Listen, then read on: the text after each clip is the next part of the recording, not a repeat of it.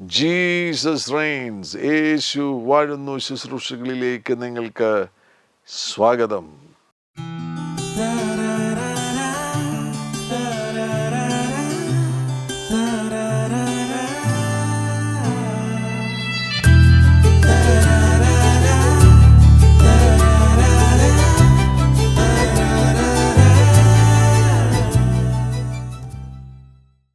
ആദരിക്കപ്പെടുവാൻ, ബഹുമാനിക്കപ്പെടുവാൻ നിങ്ങൾ ആഗ്രഹിക്കുന്നുവോ? അങ്ങനെയെങ്കിൽ നിങ്ങൾ ബഹുമാനം കൊടുക്കുന്നവരായി തീരണം, മറ്റുള്ളവരെ ആദരിക്കുന്നവരായി തീരണം. ദൈവത്തിൻ്റെ വചനം നമ്മെക്കുറിച്ച് പറയുന്നത് നാം ഓരോരുത്തരും മാന്യപാത്രങ്ങളാകുന്നു എന്നാണ്. 2 തിമോത്തിയോസിൻ്റെ ലേഖനം 2-ാമത്തെ അധ്യായം അതിൻ്റെ 20-ാമത്തെ വാക്യം. എന്നാൽ ഒരു വലിയ വീട്ടിൽ പൊന്നും വെള്ളിയും കൊണ്ടുള്ള സാമാനങ്ങൾ മാത്രമല്ല, മരവും മണ്ണും കൊണ്ടുള്ളവയുമുണ്ട്. ചിലത് മാന്യകാര്യത്തിനും ചിലത് ഹീനകാര്യത്തിനും ഉപയോഗിക്കുന്നു. Vessels of owner. ചിലത് മാന്യകാര്യത്തിനും ചിലത് ഹീനകാര്യത്തിനും ഉപയോഗിക്കുന്നു. ബഹുമാനം, ആദരവ്, മാന്യത, ഇതൊക്കെ ദൈവരാജ്യത്തിൻ്റെ ഭാഗമാകുന്നു, ദൈവരാജ്യത്തിലെ പ്രധാനപ്പെട്ട തത്വങ്ങളാകുന്നു. ദൈവരാജ്യത്തിൻ്റെ ഉള്ളിലെ അനുഗ്രഹങ്ങൾ അനുഭവിക്കണമെന്ന് ആഗ്രഹിക്കുന്നു എങ്കിൽ മാന്യത എന്ന തത്വം, പ്രിൻസിപ്പിൾ, ജീവിതത്തിൽ നടപ്പിലാക്കുവാൻ തയ്യാറാകുക. മാന്യതയുടെ എതിർപദമാകുന്നുവല്ലോ, അല്ലെങ്കിൽ ബഹുമാനത്തിൻ്റെ, ആദരവിൻ്റെ എതിർപദമാകുന്നുവല്ലോ ലജ്ജ, ഓണർ, ഷെയിം. വേദപുസ്തകത്തിൽ 147 പ്രാവശ്യമാണ് ഓണർ എന്ന പദം വരുന്നത്. ബഹുമാനം, മാന്യത, ആദരവ് എന്ന ആ പദം 147 പ്രാവശ്യം, ഓണർ എന്ന പദം 147 പ്രാവശ്യം ബൈബിളിൽ വരുന്നതിനാൽ തീർച്ചയായിട്ടും ബൈബിൾ വളരെ ഗൗരവത്തോടുകൂടിയാണ് ബഹുമാനത്തെ കാണുന്നത്. മറ്റുള്ളവരെ ബഹുമാനിക്കുവാൻ, ആദരിക്കുവാൻ നമുക്ക് ഉത്തരവാദിത്വമുണ്ട്. ഓണർ എന്ന പദം, ബഹുമാനം എന്ന പദം, അതിൻ്റെ ഡിക്ഷണറി മീനിങ് എടുക്കുകയാണ് എങ്കിൽ പബ്ലിക് എസ്റ്റീം എന്ന് വേണമെങ്കിൽ, പരസ്യമായി ലഭിക്കുന്ന ആദരവ്, അല്ലെങ്കിൽ പരസ്യമായി ലഭിക്കുന്ന കീർത്തി എന്ന് വേണമെങ്കിലും പറയുവാൻ കഴിയും. റെപ്യൂട്ടേഷൻ എന്ന വാക്കും അവിടെ കാണുവാൻ കഴിയുന്നുണ്ട്. മെറിറ്റഡ് റെസ്പെക്റ്റ്, ബഹുമാനത്തിന് യോഗ്യമാകുന്ന കാര്യങ്ങൾ ചെയ്യുമ്പോൾ അത് മുഖാന്തരം ലഭിക്കുന്ന ബഹുമാനം. അങ്ങനെയെങ്കിൽ നിങ്ങളുടെ ജീവിതത്തിൽ ബഹുമാനത്തിന് യോഗ്യമാകുന്ന കാര്യങ്ങൾ, അതിന് അർഹത ഉള്ള കാര്യങ്ങൾ പുറപ്പെടുവിക്കുവാൻ ഉത്തരവാദിത്വമുണ്ട്. വിലമതിക്കപ്പെടേണ്ട കാര്യങ്ങൾ, മൂല്യമുള്ള കാര്യങ്ങൾ പുറപ്പെടുവിക്കുമ്പോൾ അത് മുഖാന്തരമായിട്ട് ആദരവ് ലഭിക്കുന്നു, ബഹുമാനം ലഭിക്കുന്നു. എബ്രായ സംസ്കാരവുമായുള്ള ബന്ധത്തിൽ അവർ വളരെ പ്രാധാന്യം കൊടുത്തിരുന്ന ഒരു കാര്യമാണ് ബഹുമാനം എന്ന് പറയുന്നത്, ആദരവ്, ഓണർ എന്ന് പറയുന്നത്. അതുതന്നെ പരസ്യമാകുന്ന ആദരവ്, പബ്ലിക് പ്ലേസുകളിൽ മറ്റുള്ളവർക്ക് കൊടുക്കുന്ന ആദരവ്, അത് അവരുടെ സമൂഹ ജീവിതത്തിൻ്റെ ഭാഗമായിരുന്നു. തോറ പ്രത്യേകം അത് നിഷ്കർഷിക്കുന്നുണ്ട്. ബഹുമാനം അർഹിക്കുന്നവർക്ക് ബഹുമാനം കൊടുക്കുക,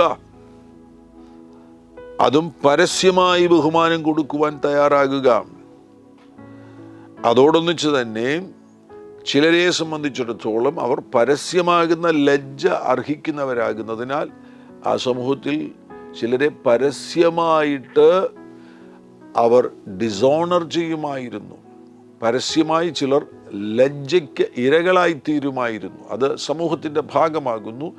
ലജ്ജാകരമാകുന്ന കാര്യങ്ങൾ ചിലത് അവർ ചെയ്തിരിക്കുന്നതിനാൽ അതിൻ്റെ പരിണിത ഫലങ്ങളും പരസ്യമാകുന്ന ലജ്ജയായിരിക്കും. പരസ്യമായിട്ട് അവർ ലജ്ജിക്കപ്പെടേണ്ടതായിട്ട് വരും. അത് ആ സമൂഹത്തിൻ്റെ സംവിധാനത്തിൽ, ആ സംസ്കാരത്തിൻ്റെ ഭാഗമായിരുന്നു. 1 പത്രോസിൻ്റെ ലേഖനത്തിലേക്ക് പോകുമ്പോൾ അതിൻ്റെ 2-ാമത്തെ അധ്യായം 17-ാമത്തെ വാക്യത്തിൽ എല്ലാവരെയും ബഹുമാനിപ്പീൻ, എല്ലാവരെയും ബഹുമാനിപ്പീൻ. സഹോദരവർഗത്തെ സ്നേഹിപ്പീൻ, സഹോദരവർഗത്തെ സ്നേഹിപ്പീൻ. ദൈവത്തെ ഭയപ്പെടുവീൻ, എല്ലാവരെയും ബഹുമാനിപ്പീൻ.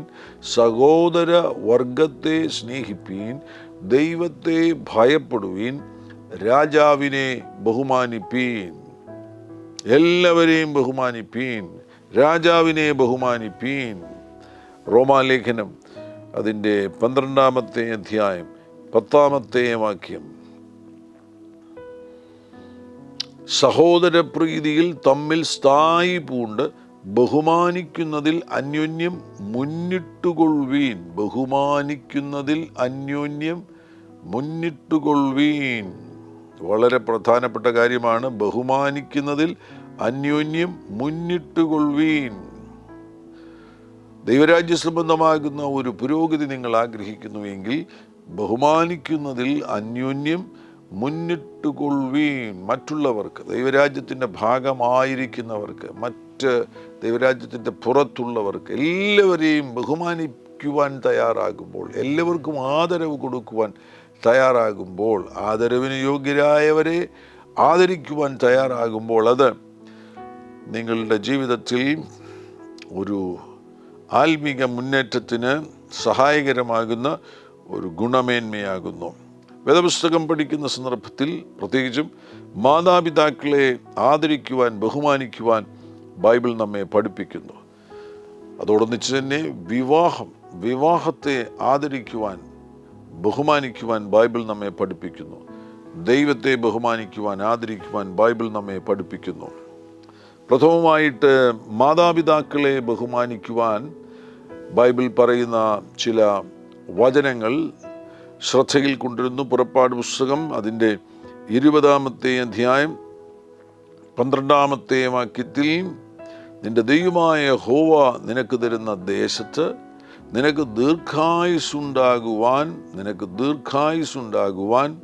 നിന്റെ അപ്പനെയും അമ്മയെയും ബഹുമാനിക്കുക, നിന്റെ അപ്പനെയും അമ്മയെയും ബഹുമാനിക്കുക. ഈ കൽപ്പന നമുക്ക് പുതിയ നിയമത്തിൽ ആവർത്തിച്ചിരിക്കുന്നത് കാണുവാൻ കഴിയുന്നു. എഫേസ്യ ലേഖനം 6-ാമത്തെ അധ്യായത്തിലേക്ക് പോകുമ്പോൾ അവിടെ ഈ കൽപ്പന ആവർത്തിച്ചിരിക്കുകയാണ്. മക്കളെ, 1 മുതലുള്ള വാക്യങ്ങൾ. മക്കളെ, നിങ്ങളുടെ അമ്മയപ്പന്മാരെ കർത്താവിൽ അനുസരിപ്പീൻ, അത് ന്യായമല്ലോ. നിനക്ക് നന്മ ഉണ്ടാകുവാനും നീ ഭൂമിയിൽ ദീർഘായുസ്സോടിരിപ്പാനും നിന്റെ അപ്പനെയും അമ്മയെയും ബഹുമാനിക്കുക എന്നത് വാഗ്ദത്തത്തോടുകൂടിയ ആദ്യ കൽപ്പനയാകുന്നു. വാഗ്ദത്തത്തോടുകൂടിയ ആദ്യ കൽപ്പനയാകുന്നു. എത്ര യൗവനക്കാര് എന്നെ കേൾക്കുന്നുണ്ട് എന്ന് എനിക്ക് വ്യക്തമല്ല. നിങ്ങൾ യൗവനക്കാരായിട്ടുള്ളവരാകുന്നു എങ്കിൽ നിങ്ങൾ ആ ചാറ്റ് ബോക്സിൽ എഴുതുക, honour your father and mother. അങ്ങനെ എഴുതുക. നിന്റെ അപ്പനെയും അമ്മയെയും ബഹുമാനിക്കുക എന്ന് എഴുതുക. വീണ്ടും കൊലോസ്യ ലേഖനത്തിൽ അതിൻ്റെ 3-ാമത്തെ അധ്യായത്തിലും ഈ വചനം ആവർത്തിച്ചിരിക്കുന്നത് കാണുവാൻ കഴിയുന്നു. കൊലോസ്യ ലേഖനം 3-ാമത്തെ അധ്യായം അതിൻ്റെ 20-ാം വാക്യം. മക്കളെ, നിങ്ങളുടെ അമ്മയപ്പന്മാരെ സകലത്തിലും അനുസരിപ്പീൻ, ഇത് കർത്താവിൻ്റെ ശിഷ്യന്മാരിൽ കണ്ടാൽ പ്രസാദകരമല്ലോ. ഈ ലോകത്തിലെ സംവിധാനത്തിൽ തന്നെ സാമൂഹികമായിട്ട് മാതാപിതാക്കൾക്ക് ആദരവ് കൊടുക്കുക എന്നത് സാധാരണമാകുന്ന കാര്യമാകുന്നു. വിശേഷിച്ച് നിങ്ങൾ ദൈവമക്കളാകുന്നു എങ്കിൽ പ്രത്യേകിച്ച് കുഞ്ഞുങ്ങൾ ഓർക്കുക, നിങ്ങളുടെ മാതാപിതാക്കളെ ബൈബിൾ അടിസ്ഥാനത്തിൽ ആദരിക്കുവാൻ നിങ്ങൾ തയ്യാറാകണം. മാതാപിതാക്കളെ നിങ്ങൾ ആദരിക്കുമ്പോൾ അവരെ വാക്കുകൊണ്ട് നിങ്ങൾ ബഹുമാനിക്കണം, പ്രവൃത്തി കൊണ്ട് നിങ്ങൾ ബഹുമാനിക്കണം. വിശേഷിച്ച് നിങ്ങളുടെ ചിന്തകളിൽ അവരോട് ബഹുമാനമുണ്ടാകണം. ചില കുഞ്ഞുങ്ങളോട് ചോദിച്ചു കഴിഞ്ഞാൽ അവരുടെ മാതാപിതാക്കൾ അവരുമായുള്ള ബന്ധത്തിൽ വന്നിരിക്കുന്ന സംഘർഷങ്ങൾ മുഖാന്തരമായിട്ട് ആദരവിന് അർഹതയില്ലാത്തവരാണ്. അപ്പനും അമ്മയും അവർ ചെയ്യുന്ന പ്രവൃത്തികൾ കണ്ടിട്ട് കുഞ്ഞുങ്ങൾ പറയുന്നു അവർക്ക് ആദരവിന്, ബഹുമാനത്തിന്, മാന്യതയ്ക്ക് അർഹതയില്ല എന്ന്.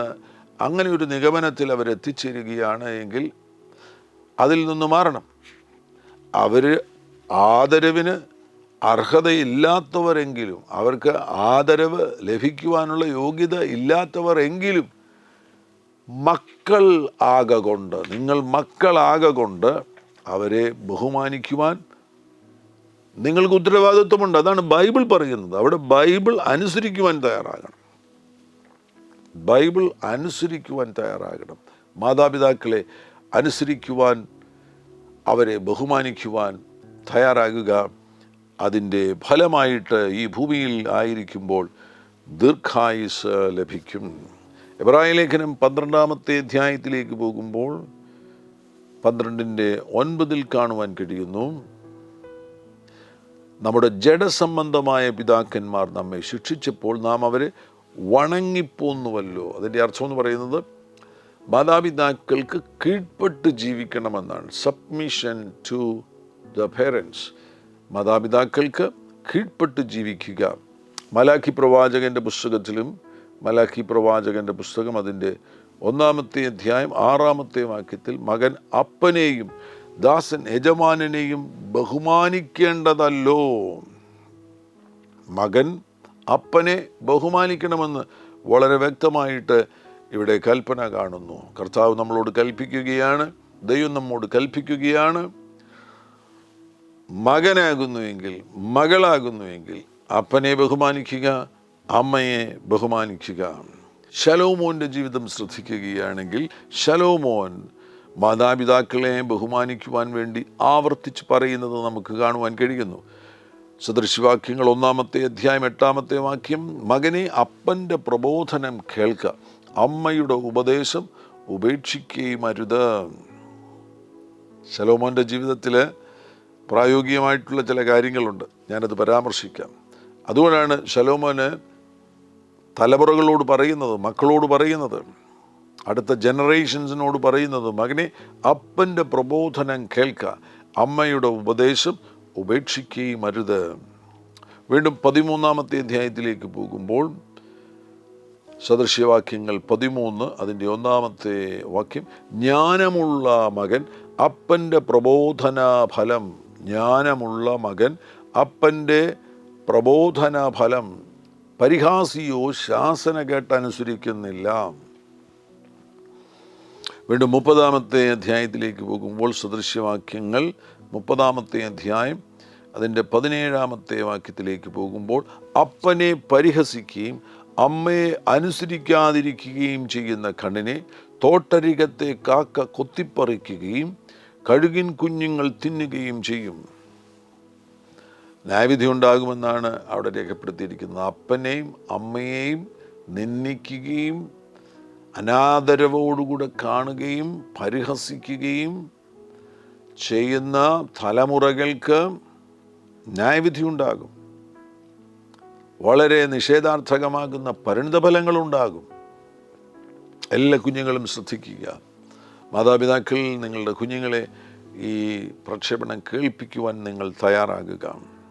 ഇനി ശലോമോൻ്റെ വ്യക്തിപരമാകുന്ന അനുഭവം എടുക്കുകയാണെങ്കിൽ, ശലോമോന് ദാവീദുമായിട്ട് വളരെ നല്ല ഒരു ബന്ധമുണ്ടായിരുന്നു എന്ന് നമുക്ക് കാണുവാൻ കഴിയുന്നു. വലിയ ആദരവും ബഹുമാനവും ഉണ്ടായിരുന്നു.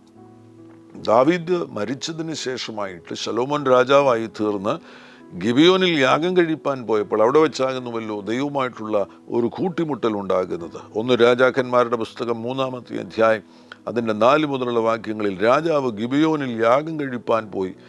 അത് പ്രധാന പൂജാഗിരിയായിരുന്നു. അവിടുത്തെ യാഗപീഠത്തിന്മേൽ ശലോമോൻ 1000 ഹോമയാഗം അർപ്പിച്ചു. ഗിബയോനിൽ വച്ച് യഹോവ രാത്രിയിൽ ശലോമോന് സ്വപ്നത്തിൽ പ്രത്യക്ഷനായി, നിനക്ക് വേണ്ടുന്ന വരം ചോദിച്ചു കൊള്ളുക എന്ന് ദൈവം അരുളി ചെയ്തു. രാത്രിയിൽ സ്വപ്നത്തിൽ ശലോമോന് ദൈവം പ്രത്യക്ഷനായിട്ട് ദൈവം ശലോമോനോട് ചോദിക്കുകയാണ്, നിനക്ക് വേണ്ടുന്ന വരം ചോദിച്ചു കൊള്ളുക. എന്നാൽ ശലോമോൻ എന്താ ചെയ്യുന്നത്? അടുത്ത വാക്യത്തിൽ കാണാൻ കഴിയുന്നു. ശലോമോൻ വരം ചോദിക്കുന്നതിന് പകരം അതിന് ശലോമോൻ പറഞ്ഞത് എന്തെന്നാൽ, എൻ്റെ അപ്പനായ ദാവീദ്, അപ്പനാകുന്ന ദാവീദിനെ അവിടെ കൊണ്ടുവരേണ്ട എന്ത് കാര്യം? നേരിട്ട് ആ ഗിഫ്റ്റ് അങ്ങ് ചോദിച്ചാൽ പോരെ. കർത്താവിനോട് നേരിട്ട് ഗിഫ്റ്റ് അങ്ങ് ചോദിച്ചാൽ പോരെ. തൻ്റെ അപ്പനോടുള്ള ആദരവും ബഹുമാനവും ഇതാ ഈ സമയത്തും തിങ്ങി നിറഞ്ഞു നിൽക്കുകയാണ്, തൻ്റെ ഹൃദയത്തിൽ തിങ്ങി നിറഞ്ഞു നിൽക്കുകയാണ്. അതുകൊണ്ടാണ് ദൈവത്തോട് സംസാരിക്കുമ്പോൾ പോലും ആദ്യം തനിക്ക് പറയുവാനുള്ളത് തൻ്റെ അപ്പനാകുന്ന ദാവീദിനെ കുറിച്ചാണ്. ഇത് കേട്ടോണം, ഈ വാക്യം ഒന്ന് ശ്രദ്ധിക്കുക. എൻ്റെ അപ്പനായ ദാവീദ് എന്ന നിന്റെ ദാസൻ സത്യത്തോടും നീതിയോടും ഹൃദയപരമാർത്ഥതയോടും കൂടെ നിന്റെ മുമ്പാകെ നടന്നതിനൊത്തവണ്ണം നീ അവന് വലിയ കൃപ ചെയ്തു. ഈ വലിയ കൃപ അവനായി പാലിക്കുകയും എന്നുള്ളതുപോലെ അവൻ്റെ സിംഹാസനത്തിൽ ഇരിപ്പാൻ അവന് ഒരു മകനെയും നൽകുകയും ചെയ്തിരിക്കുന്നു. എന്നിട്ട് വീണ്ടും 7-ാം വാക്യത്തിൽ പിന്നെയും പറയുകയാണ്, എൻ്റെ ദൈവമായ യഹോവേ, നീ അടിയനെ ഇപ്പോൾ എൻ്റെ അപ്പനായ ദാവീദിനു പകരം രാജാവാക്കിയിരിക്കുന്നു. ഈ അപ്പനെ കുറിച്ച് ആവർത്തിച്ച് ഈ സമയത്ത് പറയേണ്ട കാര്യം എന്താണ്? നേരിട്ട് തനിക്ക് ഗിഫ്റ്റ് അങ്ങ് ചോദിച്ചാൽ പോരെ? അദ്ദേഹത്തിൻ്റെ ഉള്ളിൽ പെട്ടെന്ന് തനിക്ക് ബോധ്യമാകുന്ന ജ്ഞാനം ചോദിക്കുവാൻ വേണ്ടി അതങ്ങ് നേരിട്ട് ചോദിച്ചാൽ പോരെ? അത്രമാത്രം ബഹുമാനവും ആദരവും ശലോമോൻ്റെ ഹൃദയത്തിൽ ദാവീദിനെ കുറിച്ചുണ്ടായിരുന്നു. തൻ്റെ അപ്പനെക്കുറിച്ച് അത്ര വലിയ ആദരവും ബഹുമാനവും ഉണ്ടായിരുന്നു. അതാണ് ശലോമോൻ്റെ ജീവിതത്തിൽ ആ സമയത്തുണ്ടായ അത്ഭുതങ്ങൾക്ക് അതിൻ്റെ താക്കോൽ എന്ന് പറയുന്നത്. താൻ ജ്ഞാനികളുടെ ജ്ഞാനിയായി തീരുവാൻ കാരണമെന്ന് പറയുന്നത് അതിൻ്റെ വേരന്വേഷിക്കുകയാണെങ്കിൽ തൻ്റെ അപ്പനോടുള്ള ആദരവ്, തൻ്റെ അപ്പനോടുള്ള ബഹുമാനം, അതാണ് ശലോമോൻ രാജപദവിയിലെത്തി ജ്ഞാനികളിൽ ജ്ഞാനിയായി തീർന്നത്. സദൃശവാക്യങ്ങളിലേക്ക് പോകുമ്പോൾ അതിൻ്റെ രഹസ്യം നമുക്ക് കാണാൻ കഴിയുന്നുണ്ട്. 4-ാമത്തെ അധ്യായത്തിൽ, സദൃശവാക്യങ്ങൾ 4-ാമത്തെ അധ്യായത്തിൽ അതിൻ്റെ 1 മുതലുള്ള വാക്യങ്ങളിൽ, മക്കളെ, അപ്പൻ്റെ പ്രബോധനം കേട്ടു വിവേകം പ്രാപിക്കേണ്ടതിന് ശ്രദ്ധിപ്പീൻ. ഇനി കേട്ടണം. 2, ഞാൻ നിങ്ങൾക്ക് സൽബുദ്ധി ഉപദേശിച്ചു തരുന്നു, എൻ്റെ ഉപദേശം നിങ്ങൾ ഉപേക്ഷിക്കരുത്. ഞാൻ എൻ്റെ അപ്പനും മകനും ശലോമോൻ പറയുകയാണ്, ഞാൻ എൻ്റെ അപ്പനും മകനും എൻ്റെ അമ്മയ്ക്ക് ഓമനയും ഏകപുത്രനുമായിരുന്നു. അവൻ എന്നെ പഠിപ്പിച്ചു. ആര്? ദാവീദ് ശലോമോനെ പഠിപ്പിച്ചു. എല്ലാ അപ്പന്മാരും ശ്രദ്ധിക്കുക. അവൻ എന്നെ പഠിപ്പിച്ചു, എന്നോട് പറഞ്ഞത്, എൻ്റെ വചനങ്ങളെ ഹൃദയത്തിൽ സംഗ്രഹിച്ചു കൊള്ളുക, എൻ്റെ കൽപ്പനകളെ പ്രമാണിച്ചു ജീവിക്കുക, ജ്ഞാനം സമ്പാദിക്കുക. ആരാണ് ജ്ഞാനം? ഏതെങ്കിലും ഒരു അവസരം കിട്ടുകയാണെങ്കിൽ ദൈവത്തോട് ജ്ഞാനം ചോദിക്കണമെന്ന് ശലോമോനെ പഠിപ്പിച്ചത് തൻ്റെ അപ്പനാകുന്ന ദാവീദ് പറഞ്ഞു കൊടുക്കുക, ജ്ഞാനം സമ്പാദിക്കുക, വിവേകം നേടുക, മറക്കരുത്, എൻ്റെ വചനങ്ങളെ വിട്ടുമാറുകയും അരുത്, അതിനെ ഉപേക്ഷിക്കരുത്, അത് നിന്നെ കാക്കും, അതിൽ പ്രിയം വയ്ക്കുക, അത് നിന്നെ സൂക്ഷിക്കും. ജ്ഞാനം തന്നെ പ്രധാനം. ജ്ഞാനം സമ്പാദിക്കുക, നിന്റെ സകല സമ്പാദ്യത്തിലും വിവേകം നേടുക. അപ്പൻ മോന് പറഞ്ഞു കൊടുത്തതാ ഇതൊക്കെ, അപ്പം പഠിപ്പിച്ച കാര്യമാണ്. ഇതെല്ലാം പഠിച്ചതുകൊണ്ടാണ് ഈ മകൻ ദൈവം തന്നോട് ചോദിക്കുകയാണ്, ഗിഫ്റ്റ് എന്നോട് ചോദിച്ചു കൊള്ളുക എന്ന് പറഞ്ഞപ്പോൾ ശലോമോൻ ചാടി വീണ് പറയുകയാണ്, എനിക്ക് വിസ്ഡം വേണം, എനിക്ക് ജ്ഞാനം വേണം. ആ സമയത്തും തൻ്റെ അപ്പനോടുള്ള ബഹുമാനവും ആദരവും ദൈവസന്നിധിയിൽ പ്രകടിപ്പിക്കുകയാണ്. നിങ്ങൾ എന്നെ കേൾക്കുന്ന എല്ലാ യൗവനക്കാരും കുഞ്ഞുങ്ങളും ഇത് ശ്രദ്ധിക്കുക. നിങ്ങൾ പ്രായോഗികമായി തന്നെ നിങ്ങളുടെ അപ്പനെയും അമ്മയെയും ബഹുമാനിക്കുവാൻ തയ്യാറാകണം. യേശുക്രിസ്തു തൻ്റെ ജീവിതത്തിൽ ഇത് നടപ്പിലാക്കിയ കാര്യമാണ്. യേശുക്രിസ്തു തൻ്റെ മാതാപിതാക്കളെ, തൻ്റെ നാച്ചുറൽ പേരൻസിനെ ആദരിക്കുകയുണ്ടായി, ബഹുമാനിക്കുകയുണ്ടായി.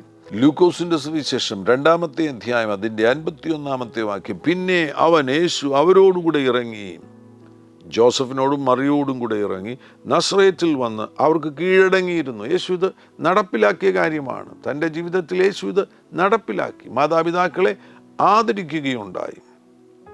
ചില പ്രായോഗിക കാര്യങ്ങൾ ഞാൻ പറഞ്ഞു തരുവാൻ ആഗ്രഹിക്കുകയാണ്. എന്നെ കേൾക്കുന്ന യൗവനക്കാരുണ്ടെങ്കിൽ, കുഞ്ഞുങ്ങളുണ്ടെങ്കിൽ, മാതാപിതാക്കളോടൊപ്പം ആയിരിക്കുന്നവർ, വീട്ടിലായിരിക്കുന്നവർ, ദൂരെയെങ്ങുമല്ല നിങ്ങൾ വീട്ടിലായിരിക്കുന്നു, ദൂരെയുള്ളവർക്കും എല്ലാവർക്കും പ്രായോഗികമാണ്. പ്രത്യേകിച്ചും വീട്ടിലുള്ളവരാകുന്നുവെങ്കിൽ, വീട്ടിൽ അപ്പനോടും അമ്മയോടും കൂടെ ഇപ്പോൾ പാർക്കുന്നവരാകുന്നുവെങ്കിൽ ഇതൊക്കെ നിങ്ങൾക്ക് ചില കാര്യങ്ങൾ നിങ്ങൾക്ക് പ്രായോഗികമാക്കുവാൻ കഴിയും. ഒന്ന്, പ്രഭാതത്തിൽ എഴുന്നേൽക്കുമ്പോൾ തന്നെ നിങ്ങളുടെ മാതാപിതാക്കളെ അഭിവന്ദനം ചെയ്യുവാൻ തയ്യാറാകുക. അവരെ സ്നേഹിക്കുന്നു എന്ന് വാക്കുകൊണ്ട് പറയുവാൻ തയ്യാറാകുക. മാതാവോ പിതാവോ നിങ്ങളോട് സംസാരിക്കുമ്പോൾ അവർ പറയുന്ന കാര്യം ശ്രദ്ധിക്കുക. ഹൃദയത്തിൽ അവരെ തിരസ്കരിക്കരുത്. നിരാകരിക്കരുത്. അവർ പറയുന്നതിനകത്തൊന്നും വലിയ കാര്യമില്ല എന്നുള്ള നിഗമനത്തിൽ എത്തിച്ചേരരുത്. പകരം അവർ പറയുന്നത് ശ്രദ്ധയോടുകൂടെ കേൾക്കുക, അതിന് ബഹുമാനം കൊടുക്കുക, പറയുന്ന കാര്യങ്ങൾക്ക് ബഹുമാനം കൊടുക്കുക. അവിടെ എന്തെങ്കിലും ഒരു ഡിസഗ്രിമെൻ്റ് ഉണ്ടെങ്കിൽ തന്നെ, അഭിപ്രായ വ്യത്യാസം ഉണ്ട് എങ്കിൽ തന്നെ, ആ അഭിപ്രായ വ്യത്യാസത്തിൽ മാതാവിനോടും പിതാവിനോടുമുള്ള ബഹുമാനം കുറയരുത്, ബഹുമാനം വർദ്ധിക്കണം. ഡിസഗ്രിമെൻറ്റിൻ്റെ നടുവിൽ ഓണർ വർദ്ധിപ്പിക്കുക. പ്രത്യേകിച്ചോർക്കുക, മാതാപിതാക്കളുടെ അനുഗ്രഹം നിങ്ങളുടെ ജീവിതത്തിൽ നിങ്ങൾക്ക് ആവശ്യമാണ്. അബ്രഹാമിൻ്റെ അനുഗ്രഹം ഇസഹാക്കിൻ്റെ മേൽ വന്നു, ഇസഹാക്കിൻ്റെ അനുഗ്രഹം യാക്കോബിൻ്റെ മേൽ വന്നു. സോ പേരൻ്റൽ ബ്ലെസ്സിങ്, മാതാപിതാക്കളുടെ അനുഗ്രഹം നിങ്ങളുടെ മേൽ വരിക എന്ന് പറയുന്നത് വളരെ പ്രധാനപ്പെട്ട കാര്യമാകുന്നു. നിങ്ങൾക്ക് കഴിയുന്നിടത്തോളം നിങ്ങളുടെ ഹൃദയം മാതാപിതാക്കളോട് പങ്കുവയ്ക്കുവാൻ തയ്യാറാകുക. നിങ്ങളുടെ ആവശ്യങ്ങൾ വരുന്ന സന്ദർഭത്തിൽ അവരോട് നിങ്ങൾ പണം ചോദിക്കുമ്പോൾ കാരണം പറയുക, എന്തിനു വേണ്ടിയാകുന്നു നിങ്ങളത് ചിലവഴിക്കുവാൻ ആഗ്രഹിക്കുന്നത്. ആ നിലയിൽ മാതാപിതാക്കളെ ഓണർ ചെയ്യുകയാണെങ്കിൽ, അതോടൊന്നിച്ച് തന്നെ മാതാപിതാക്കൾക്ക് വേണ്ടി പ്രാർത്ഥിക്കുവാൻ തയ്യാറാകുന്നു എങ്കിൽ, അവരോടൊപ്പം ഇരുന്ന് പ്രാർത്ഥിക്കുവാൻ തയ്യാറാകുന്നു എങ്കിൽ അത്ഭുതം സംഭവിക്കുവാൻ പോകുന്നു. നിങ്ങളുടെ ജീവിതത്തിൽ അസാധാരണമാകുന്നൊരു ഉയർച്ചയെ പരിശുദ്ധാത്മാവ് നൽകിത്തരും. വേഗത്തിൽ ഞാൻ മുന്നോട്ട് പോകട്ടെ. രണ്ടാമതായിട്ട് ബൈബിൾ പറയുന്നൊരു കാര്യമാകുന്നു വിവാഹം മാന്യമാകുന്നു. എബ്രായ ലേഖനത്തിൽ അതിൻ്റെ 13-ാമത്തെ അധ്യായത്തിൽ 4-ാം വാക്യത്തിൽ വിവാഹം എല്ലാവർക്കും മാന്യവും. വിവാഹം എന്നത് ആ ഒരു ഇൻസ്റ്റിറ്റ്യൂഷൻ തന്നെ മാന്യമാകുന്നൊരു ഇൻസ്റ്റിറ്റ്യൂഷനാകുന്നു. ഭാര്യയും ഭർത്താവും അവർക്ക് തമ്മിൽ ബഹുമാനിക്കുവാൻ ഉത്തരവാദിത്വമുണ്ട്. ഞാനത് വിശദീകരിക്കുവാൻ എനിക്കിപ്പോൾ സമയം അനുവദിക്കുന്നില്ല. അന്യോന്യമുള്ള ബഹുമാനം മുഖാന്തരമായിട്ട് അവരുടെ കുടുംബജീവിതത്തെ സംരക്ഷിക്കുവാൻ അവർക്ക് ഉത്തരവാദിത്വമുണ്ട്. അതിൻ്റെ നടുവിൽ അവരുടെ അടുപ്പം വർദ്ധിക്കണം. ആ അടുപ്പം വർദ്ധിക്കുക എന്നതിന് ദൈവം നൽകിയിരിക്കുന്ന ഏറ്റവും പ്രധാനപ്പെട്ട ടൂളാകുന്നു, അതിനുള്ള ഏറ്റവും പ്രധാനപ്പെട്ട ഉപാധിയാകുന്നു സ്നേഹമെന്ന് പറയുന്നത്. തമ്മിൽ അവർക്കുണ്ടാകുന്ന ആ ഡിവൈനാകുന്ന അഗാപ്പെ ലവ്, ആ സ്നേഹത്തിലൂടെ അവരുടെ ഇൻറ്റിമസി വർദ്ധിക്കുകയും ഇൻറ്റിമസി വർദ്ധിക്കുന്നതിനനുസരിച്ച് അന്യോന്യം ബഹുമാനം വർദ്ധിക്കുകയും ചെയ്യട്ടെ. ആ നിലയിൽ കുടുംബജീവിതത്തെ ഭദ്രമായി സൂക്ഷിക്കുക. അതിനിടയിൽ വരുന്ന എല്ലാ ആവശ്യമില്ലാത്ത കാര്യങ്ങളെയും, ഈ ലോകത്തിൻ്റെ സ്വാധീനത്താൽ വരുന്ന കാര്യങ്ങളെയും തിരസ്കരിക്കുക. ഈ ലോകമെന്ന് പറയുന്നത്, ഈ ലോകവും അതിൻ്റെ മോഹവും അത് വർദ്ധിപ്പിക്കുന്നത് ദുഷ്ടതയാണ്. പ്രൊമോട്ടിങ് ഈവിൾ, തിന്മയാണ് അത് പ്രൊമോട്ട് ചെയ്തുകൊണ്ടിരിക്കുന്നത്. ലോകവും അതിൻ്റെ മോഹവും, അതിലേക്ക് ഒരിക്കലും ശ്രദ്ധ പോകാതെ നിങ്ങളുടെ കുടുംബജീവിതത്തെ ഭദ്രമായി സൂക്ഷിക്കുവാൻ ഉത്തരവാദിത്വമുണ്ട്. അതിനേറ്റവും പ്രധാനപ്പെട്ട ഒരു ടൂളായിട്ട് ബഹുമാനത്തെ ഉപയോഗിക്കുക. ഏറ്റവും അവസാനമായിട്ട് ദൈവത്തെ ബഹുമാനിക്കുക. അനേകം വാക്യങ്ങൾ നമുക്ക് തിരുവചനത്തിൽ കാണുവാൻ കഴിയുന്നുണ്ട്. 1 തിമോത്തിയോസിന് എഴുതിയ ലേഖനം അതിൻ്റെ 1-ാമത്തെ അധ്യായം 17-ാമത്തെ വാക്യം, നിത്യരാജാവായി അക്ഷയനും അദൃശ്യനുമായ ഏക ദൈവത്തിന് എന്നേക്കും ബഹുമാനവും മഹത്വവും. ആമേൻ, ഹല്ലേലൂയ. നിങ്ങൾ ദൈവത്തെ ബഹുമാനിക്കുന്നുവെങ്കിൽ നിങ്ങളുടെ സമയം കൊണ്ട് നിങ്ങൾ ദൈവത്തെ ബഹുമാനിക്കുക. നിങ്ങളുടെ ശക്തി കൊണ്ട്, നിങ്ങളുടെ ആരോഗ്യം കൊണ്ട് നിങ്ങൾ ദൈവത്തെ ബഹുമാനിക്കുക. നിങ്ങളുടെ പണം കൊണ്ട്, നിങ്ങളുടെ സമ്പത്ത് കൊണ്ട് നിങ്ങൾ ദൈവത്തെ ബഹുമാനിക്കുക. നിങ്ങൾക്കുള്ള കഴിവുകൾ കൊണ്ട് നിങ്ങൾ ദൈവത്തെ ബഹുമാനിക്കുക. നിങ്ങൾക്ക് ദൈവം നൽകിയിരിക്കുന്ന കൃപാവരങ്ങൾ കൊണ്ട് ദൈവത്തെ ബഹുമാനിക്കുക. ഹോളി സ്പിരിറ്റിനെ ബഹുമാനിക്കുക. അതോടൊന്നിച്ച് തന്നെ നിങ്ങൾ ബൈബിളിനെ ബഹുമാനിക്കുന്ന വ്യക്തികളായി തീരുക. ബൈബിളിനെ ബഹുമാനിക്കുക. ഒരുമിച്ച് പ്രാർത്ഥിക്കാം. പരിശുദ്ധ പിതാവേ, നല്ല സന്ദർഭത്തിനായി ദൈവത്തെ നന്ദിയോടുകൂടെ സ്തുതിക്കുന്നു. ഈ ശബ്ദം കേൾക്കുന്ന ഓരോരുത്തരെയും അങ്ങ് സ്പർശിക്കുന്നുവല്ലോ. അവരുടെ ജീവിതത്തിൽ മഹാത്ഭുതങ്ങൾ ചെയ്യണമേ. വലിയ ദൈവകൃപ ആഴത്തിൽ പ്രിയപ്പെട്ടവരുടെ മേൽ വ്യാപരിക്കട്ടെ എന്ന് പ്രാർത്ഥിക്കുന്നു. വിശേഷിച്ച് ഇന്ന് പങ്കുവച്ച ഈ ഗുണമേന്മ ഈ പ്രിയപ്പെട്ടവരിൽ വ്യക്തമായി പ്രകടമാകുവാൻ തക്കവണ്ണം ഈ പ്രിയപ്പെട്ടവരെ സഹായിക്കണമേ. അന്യോന്യം ബഹുമാനിക്കുവാൻ ഈ പ്രിയപ്പെട്ടവരെ സഹായിക്കണമേ എന്ന് പ്രാർത്ഥിക്കുന്നു. യേശു ക്രിസ്തുവിൻ നാമത്തിൽ അങ്ങയുടെ ജനത്തെ ബ്ലസ് ചെയ്ത് പ്രാർത്ഥിക്കുകയാണ്. ഈ ശബ്ദം കേൾക്കുന്ന ആരെങ്കിലും ശാരീരിക രോഗം അനുഭവിക്കുന്നവർ ഉണ്ടെങ്കിൽ ഇപ്പോൾ യേശുവിൻ നാമത്തിൽ അവർ വിടുവിക്കപ്പെടട്ടെ. എല്ലാ രോഗബാധകളോടും ഞാൻ കൽപ്പിക്കുകയാണ്. യേശുവിൻ നാമത്തിൽ ഈ വ്യക്തികളെ വിട്ടുപോകുക. ആ ദുരാത്മാക്കൾ, രോഗാത്മാക്കൾ യേശുവിൻ നാമത്തിൽ ആ ശരീരങ്ങൾ വിട്ട് പുറത്തു പോകട്ടെ. വലിയ അത്ഭുതങ്ങളെ കർത്താവ് ചെയ്യുന്നതിനായി സ്തോത്രം ചെയ്യുന്നു. യേശുവേ, അങ്ങയുടെ ആണിപ്പഴുതുള്ള കരം കൊണ്ട് പ്രിയപ്പെട്ടവരെ സൗഖ്യമാക്കുന്നതിനായി സ്തോത്രം ചെയ്യുന്നു. അടഞ്ഞ വഴികളുടെ മുൻപിൽ നിൽക്കുന്നവർക്ക് വേണ്ടി ആ വഴികൾ തുറന്നു കൊടുക്കണം കർത്താവെ. ജോലിയില്ലാത്തവർക്ക് ജോലി ലഭിക്കട്ടെ. സാമ്പത്തിക മേഖലയിൽ സംഘർഷം അനുഭവിക്കുന്നവരെ കർത്താവെ അത്ഭുതകരമായി അവരെ സ്വാതന്ത്ര്യത്തിലേക്ക് നയിച്ച് അവരെ വിടുവിക്കണമേ എന്ന് പ്രാർത്ഥിക്കുകയാണ്. കുടുംബ ബന്ധങ്ങളിൽ സംഘർഷങ്ങൾ നേരിടുന്നവർ ഇപ്പോൾ തന്നെ ആ മേഖലയിൽ വിടുതൽ പ്രാപിക്കട്ടെ. അവരുടെ കുടുംബങ്ങൾ സ്വർഗമായി തീരട്ടെ എന്ന് പ്രാർത്ഥിക്കുന്നു. അങ്ങയുടെ ജനത്തെ ബ്ലസ് ചെയ്യുന്നു യേശു ക്രിസ്തുവിൻ നാമത്തിൽ തന്നെ. ആമേൻ. ഹല്ലേലൂയ. Glory to Jesus. ഹല്ലേലൂയ. വളരെ ഗൗരവമേറിയ സന്ദേശമാകുന്നുവല്ലോ. അതുകൊണ്ട് തീർച്ചയായിട്ടും മറ്റുള്ളവരുമായിട്ട് നിങ്ങളിത് പങ്കുവയ്ക്കണം, ഷെയർ ചെയ്യാൻ മറക്കരുത്. മാത്രമല്ല, ഈ ചാനൽ ഇതുവരെയും സബ്സ്ക്രൈബ് ചെയ്തിട്ടില്ല എങ്കിൽ ദയവായിട്ട് സബ്സ്ക്രൈബ് ചെയ്യുക. കർത്താവാകുന്ന യേശു ക്രിസ്തു നിങ്ങളുടെ കൂടെയിരിക്കും. God bless you. ആമേൻ.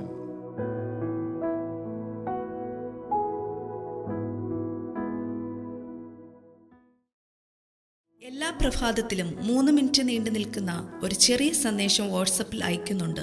നിങ്ങൾക്കത് ലഭിക്കണമെന്ന ആഗ്രഹമുണ്ടെങ്കിൽ സ്ക്രീനിൽ കാണുന്ന നമ്പറിൽ ഒരു മെസ്സേജ് അയയ്ക്കുക. ഞങ്ങളുടെ ഓൺലൈൻ റേഡിയോ ആയ ജീസസ് റെയിൻസ് റേഡിയോയുടെ ആപ്പ് ഇതുവരെയും ഡൗൺലോഡ് ചെയ്തിട്ടില്ല എങ്കിൽ പ്ലേ സ്റ്റോറിലും ആപ്പ് സ്റ്റോറിലും ലഭ്യമാണ്. ജീസസ് റെയിൻസ് റേഡിയോ എന്ന് ടൈപ്പ് ചെയ്ത ശേഷം സെർച്ച് ചെയ്യുക. ആപ്പ് നിങ്ങൾ ഇപ്പോൾ തന്നെ ഡൗൺലോഡ് ചെയ്താലും. എല്ലാ പ്രഭാതത്തിലും 4 മണിക്ക് ടങ്സ് പ്രെയർ ഉണ്ടായിരിക്കുന്നതാണ്.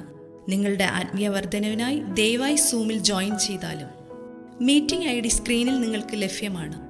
അതോടൊപ്പം തന്നെ എല്ലാ ബുധനാഴ്ചയും രാത്രി 10 മുതൽ 1 മണി വരെ നൈറ്റ് പ്രെയർ ഉണ്ടായിരിക്കുന്നതാണ്.